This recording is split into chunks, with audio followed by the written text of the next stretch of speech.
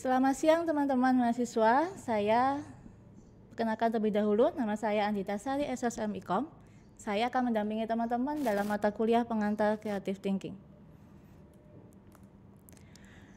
Dalam mata kuliah Creative Thinking ini, teman-teman akan nanti lebih banyak melihat materi saya dari Pevitas STE Surakarta, kemudian dilanjutkan dengan diskusi melalui Gmeet atau Google Classroom. Nah, di dalam perkuliahan ini saya sangat mengharapkan sekali peran dari teman-teman untuk bisa aktif di dalam diskusi di Google Meet ataupun di Google Classroom yang akan saya sediakan, dan dalam kondisi yang sangat siap untuk bisa ikuti perkuliahan, karena kita akan lebih banyak menggali pemikiran-pemikiran kita di bidang manajemen dan akuntansi.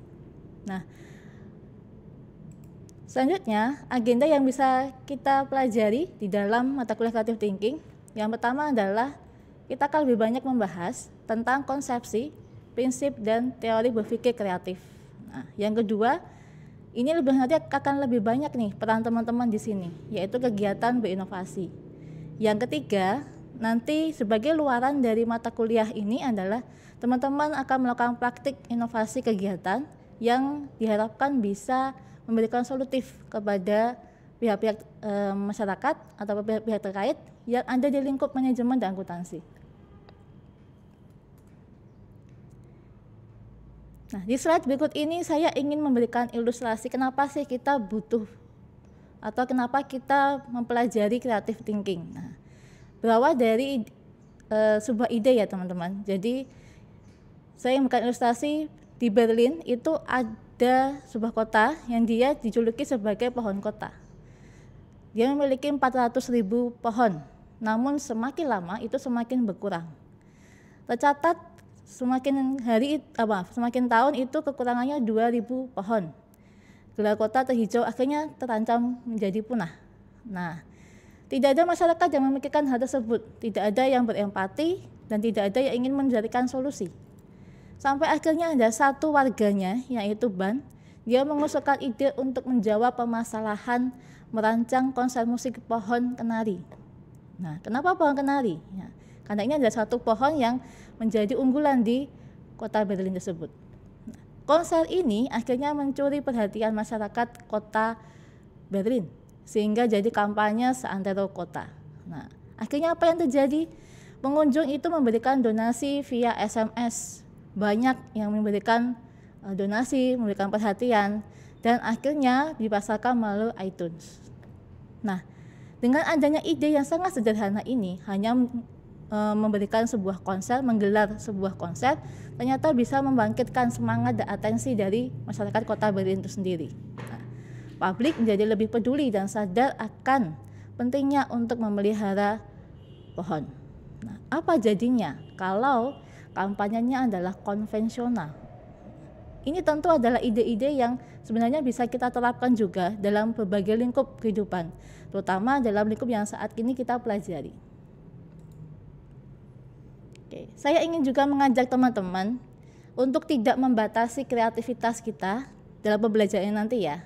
Jadi kita tidak mencari satu jawaban yang tepat, tetapi memikirkan beberapa solusi yang bisa kita tawarkan nanti dengan melihat kasus-kasus yang akan kita diskusikan nanti di pertemuan selanjutnya. Nah, kita juga diharapkan bisa berpikir secara logis. Nah, logisnya dengan menggunakan by data.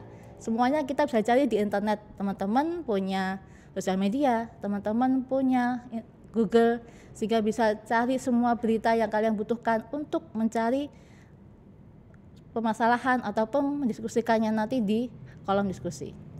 Kemudian ikuti aturan secara utuh dan terus-menerus bersikap praktis. Istilahnya kita cari praktis ya, cari yang bagaimana itu bisa diterapkan oleh kita. Kita memberikan solusi, harapannya juga solusi yang praktis. Nah, kemudian kita nanti akan lebih banyak berimajinasi juga. Berimajinasi dan juga berpikir yang logis. Itu ada sesuatu yang sebenarnya bertentangan, tapi sebenarnya membuat kita membantu untuk bermain dalam pemikiran creative thinking ini. Nah, kemudian jangan sampai kita terlalu berspesialisasi. Saya spesialisasinya di bidang ini. Jangan, kita harus bisa untuk eksplor semua hal dulu. Karena kita di sini masih dalam taraf belajar. Kemudian 7, menghindari ambiguitas takut terlihat tidak pintar. Nah, karena di sini kita masih dalam taraf belajar. Saya di sini hanya sebagai pendamping teman-teman saja. Nanti teman-teman yang lebih banyak bereksplorasi, berpikir, kemudian menemukan solusi, kemudian dilakukan apa yang menjadi solusi dari teman-teman tadi. Nah, jangan takut salah dan gagal karena semuanya adalah bentuk eksploratif kita. Dan fobia tidak kreatif, saya tidak kreatif. Nah, siapa yang tahu kalau kamu tidak kreatif, kalau kamu tidak melakukannya?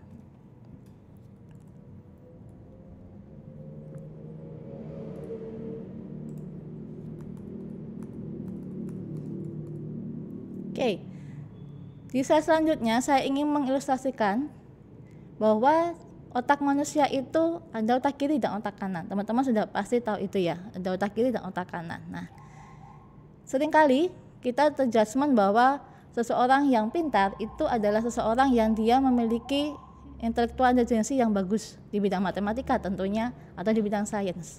Padahal setiap orang itu punya yang namanya kesenangan masing-masing, punya keunikan masing-masing. Nah, akhirnya otak kanannya tidak terpakai, kurang terpakai. Nah, disinilah kita harus bisa meningkatkan kreativitas kita. Tidak hanya masalah berpikir secara logis, tapi kita juga bisa menggunakan otak kita di mata kuliah ini, otak kanan kita, kreativitas, konseptual, inovasi, gagasan. Nah, siapa tahu teman-teman memiliki konseptual yang baik, pandai untuk mengorganisasi, kemudian mampu untuk membuat gambar, mampu untuk bermusik. Nah, manfaatkan itu untuk kita bisa melakukan kegiatan-kegiatan inovasi yang nantinya bisa berguna dalam mata kuliah creative thinking ini. So, kita ketemu lagi di pertemuan selanjutnya. Nanti kita akan lebih banyak diskusi. Sampai jumpa. Assalamualaikum warahmatullahi wabarakatuh.